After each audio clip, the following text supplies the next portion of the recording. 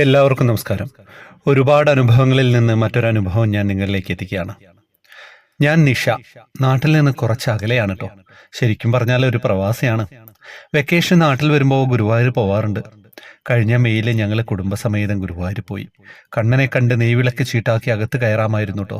എന്നിട്ടും അതൊന്നും ചെയ്തില്ല. എനിക്ക് കുറച്ച് കഷ്ടപ്പെട്ട് കണ്ണനെ കാണുന്നതാണ് ഇഷ്ടം.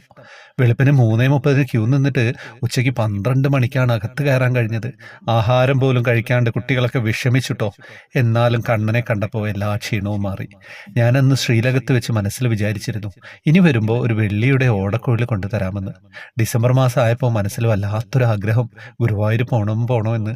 ഞാൻ ഒറ്റയ്ക്ക് ഗുരുവായൂർ പോകാൻ പെട്ടെന്ന് തീരുമാനിച്ചുട്ടോ. അപ്പോഴാണ് എനിക്ക് ഓർമ്മ വന്നത്, ഇനി വരുമ്പോൾ കണ്ണന് ഓടക്കുഴൽ കൊണ്ടുവരുമെന്ന് പറഞ്ഞിരുന്നല്ലോ എന്ന്.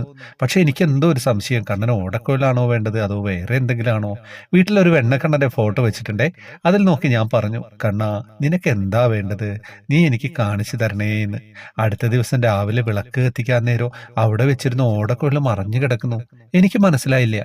ഞാൻ വിചാരിച്ചു പല്ലിയെങ്ങാനും കയറി തട്ടി മറിഞ്ഞു വീണതാകുന്നു. വീണ്ടും ഞാൻ ഫോട്ടോയിലുള്ള കണ്ണനെ നോക്കി പറഞ്ഞു, കണ്ണാ ഇന്നത്തെ ഉച്ചപൂജ അലങ്കാരത്തിലെങ്കിലും നീ കാണിച്ചു തരണേ, എന്താ വേണ്ടതെന്ന്. അന്ന് ഉച്ചയ്ക്ക് ഈ ഗ്രൂപ്പിൽ അലങ്കാരം നോക്കുമ്പോൾ താമരയിൽ ഓടക്കുഴൽ വായിക്കുന്ന കണ്ണനെയാണ് കണ്ടത്. എനിക്ക് വീണ്ടും സംശയമായി, താമരയാണോ വേണ്ടത് ഓടക്കുഴലാണോ വേണ്ടത് എന്ന്. സ്വപ്നത്തിലെങ്കിലും കാണിച്ചു തരണേ കണ്ണ എന്ന് പ്രാർത്ഥിച്ച് കിടന്നുറങ്ങി. പക്ഷെ ഒരു സ്വപ്നവും കണ്ടില്ല കേട്ടോ. രാവിലെ വിളക്ക് കത്തിക്കാൻ ചെല്ലുമ്പോൾ വീണ്ടും ഓടക്കുഴൽ മറിഞ്ഞു കിടക്കുന്നു. അപ്പൊ എനിക്ക് മനസ്സിലായി, കണ്ണന് വേണ്ടത് ഓടക്കുഴലാണെന്ന്. ഇത്രയും നാള് മറിഞ്ഞു വീണിട്ടില്ലാത്ത ഓടക്കുഴൽ മറിഞ്ഞു വീണപ്പോൾ എനിക്ക് മനസ്സിലായിട്ടോ. അതിനുശേഷം ഒരു വട്ടം പോലും ആ ഓടക്കുഴൽ മറിഞ്ഞു വീണിട്ടില്ല. വെള്ളിയുടെ ഓടക്കുഴൽ ആയതുകൊണ്ട് അവിടെ അത് മേടിക്കാൻ കിട്ടുമോ എന്നറിയില്ലല്ലോ. നാട്ടിൽ പോയി മേടിക്കാനുള്ള സമയം കിട്ടുമോ എന്ന് അറിയാത്തത് കൊണ്ട് ഞാൻ ആമസോണിൽ നിന്ന് മേടിക്കാമെന്ന് വിചാരിച്ചു. ആദ്യം ഒരെണ്ണം കണ്ട് ഇഷ്ടപ്പെട്ടു കേട്ടോ. അതിനെ ഞാൻ കാർട്ടിൽ വെച്ചു. പിന്നെ തിരയുന്നതിനിടയ്ക്ക് വേറെ ഒരെണ്ണം കണ്ടപ്പെട്ടു, അതും ഇഷ്ടമായി. അത് ഞാൻ വിഷ് ലിസ്റ്റിൽ വെച്ചു. അപ്പോഴും വല്ലാത്ത കൺഫ്യൂഷനായി, ഏത് മേടിക്കണമെന്ന് കണ്ണനോട് ചോദിച്ചിട്ടോ. അധികം സമയമില്ലാത്തത് കൊണ്ട് തന്നെ 2 ദിവസത്തിന്റെ കയ്യിൽ കിട്ടണമായിരുന്നു. രണ്ടാമത് സെലക്ട് ചെയ്ത് ഒരു ദിവസത്തിനുള്ളിൽ ഡെലിവറി കാണിച്ചിരുന്നു കേട്ടോ. അത് മേടിക്കാമെന്ന് കരുതി. ഒരു 5 മിനിറ്റ് കഴിഞ്ഞ് നോക്കുമ്പോൾ ഒരാഴ്ച കഴിഞ്ഞ് കയ്യിൽ കിട്ടുള്ളൂ. വീണ്ടും കാർട്ടിൽ വെച്ചത് നോക്കുമ്പോൾ 2 ദിവസത്തിനുള്ളിൽ കയ്യിൽ കിട്ടും. അങ്ങനെ എനിക്ക് മനസ്സിലായി, കണ്ണന് ഇഷ്ടം ഞാൻ ആദ്യം മേടിക്കാൻ ഉദ്ദേശിച്ചതാണെന്ന്. അങ്ങനെ അത് വാങ്ങി ഗുരുവായൂർ കൊണ്ടുപോയി കണ്ണന് കൊടുത്തുട്ടോ. കൃഷ്ണ ഗുരുവായൂരപ്പ, കണ്ണ എല്ലാം നിന്റെ കളികൾ തന്നെ, സർവം കൃഷ്ണാർപ്പണമസ്തു. സത്യം പറഞ്ഞു കഴിഞ്ഞാൽ നല്ല ഒരു സുഖമുള്ള അനുഭവമായിരുന്നു അല്ലേ. ഗൾഫിൽ നിന്നാണ് ആയിരിക്കാം, പ്രവാസി എന്നാണല്ലോ പറഞ്ഞത്. കണ്ണനെ കാണുന്നു, പ്രാർത്ഥിക്കുന്നു. കണ്ണനെ എത്ര പൈസ കൊടുത്ത് വേണേൽ കയറാൻ പറ്റും. പക്ഷേ എന്താണ്, തിരക്കിൽ തന്നെ കയറണം. അത് ഒരു ശരിയായിട്ടുള്ള തീരുമാനം തന്നെയാണ്. നമ്മൾ ക്യൂ നിന്ന് കാണാൻ പറ്റുമെങ്കിൽ അസുഖങ്ങളോ ആരോഗ്യ പ്രശ്നങ്ങളോ ഒന്നുമില്ലെങ്കിൽ ഏറ്റവും സുഖം അത് തന്നെയാണല്ലേ. അങ്ങനെ കാണുമ്പോൾ നമുക്ക് കിട്ടുന്ന ഒരു സാറ്റിസ്ഫാക്ഷൻ അതൊന്ന് വേറെ തന്നെയാണല്ലേ.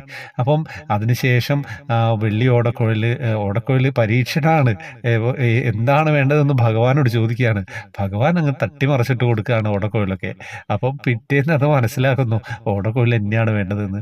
പിന്നെ അത് വാങ്ങാനുള്ള ശ്രമമാണ്. നിങ്ങൾ വാട്സപ്പ് ആമസോണിലൊക്കെ വാങ്ങുമ്പോൾ നിങ്ങൾക്ക് ചില വാക്കുകളൊക്കെ കേൾക്കല്ലേ, ഇത് അറിയാത്തവരൊക്കെ ഉണ്ടാവട്ടോ. അതുകൊണ്ടാണ് പറയുന്നത് കാർട്ടിൽ വെക്കുക, വിഷ് ലിസ്റ്റ് എന്നൊക്കെ പറയുന്നത് നമ്മൾ ഓൺലൈനിൽ വാങ്ങുമ്പോഴുള്ള ചെറിയ കാര്യങ്ങളൊക്കെയാണ്. ചിലർ വിചാരിക്കും, അമ്മമാർക്കൊക്കെ ചിലർക്കെങ്കിലും അറിയാണ്ടുണ്ടാവും എന്തൊക്കെയാണപ്പോൾ ഈ പറയുന്നത് എന്ന്. അപ്പോൾ ഇതൊക്കെ സംഭവം ഇതാണ്. അങ്ങനെ അവസാനം ഇഷ്ടപ്പെട്ട ഓടക്കുഴൽ വാങ്ങി കണ്ണനെ കാണാൻ അങ്ങോട്ട് പോയി. അപ്പോൾ എന്ത് മനോഹരമായിട്ടുള്ള ഒരു സുഖമുള്ള ഒരു അനുഭവമായിരുന്നു. പല ദിവസങ്ങളിലും നമുക്ക് വരുന്ന അനുഭവങ്ങൾ നമ്മളെ മനസ്സിന് സന്തോഷം നൽകുന്നതാണല്ലേ. നമുക്ക് ഒറ്റയ്ക്ക് പോയി ഗുരുവായൂരെന്ന് കേൾക്കുമ്പോൾ അതൊരു സുഖമല്ലേ. അത് കേൾക്കുമ്പോൾ ആ ഒറ്റയ്ക്ക് പോകുന്ന സങ്കല്പിക്കുക, ആ വെള്ളിയ ഓടക്കുഴലായിട്ട് ഭഗവാനെ കണ്ട് തൊഴുതിറങ്ങുന്നത്, എന്താ കഥ. എല്ലാവർക്കും ഭാഗ്യം ഉണ്ടാവട്ടെ. അങ്ങനെയൊക്കെ ഒറ്റയ്ക്ക് പോകാനും നമ്മൾ ആഗ്രഹിക്കുന്നത് മാതിരിയുള്ള കാര്യങ്ങൾ ഭഗവാന് കൊടുക്കാനൊക്കെ നമ്മൾ പ്രാർത്ഥിച്ചുകൊണ്ടിരിക്കുക. ഭഗവാനെ പ്രാർത്ഥിച്ചാൽ മഹാലക്ഷ്മി അല്ലേ കൂടെ ഉള്ളത്. എല്ലാവരുടെയും അടുത്തേക്ക് മഹാലക്ഷ്മി ഒരു നോട്ടം ഉണ്ടാവും, ഒരു സംശയമില്ല. ഹരേ കൃഷ്ണ. എല്ലാവർക്കും നല്ലത് വരട്ടെ. പിന്നെ വാട്സപ്പ് ഗ്രൂപ്പിലേക്ക് വരുന്ന കാര്യമൊക്കെ അറിയാമല്ലോ. കൃഷ്ണ വിഗ്രഹങ്ങൾ നമ്മൾ സമ്മാനങ്ങളായിട്ട് കൊടുക്കുന്നത് അറിയാമല്ലോ. പിന്നെ ജോയിൻ ബട്ടണിലൂടെ വരിക. വേറെ ഒന്നുമില്ലാതെ വിശേഷം. ഹരേ കൃഷ്ണ.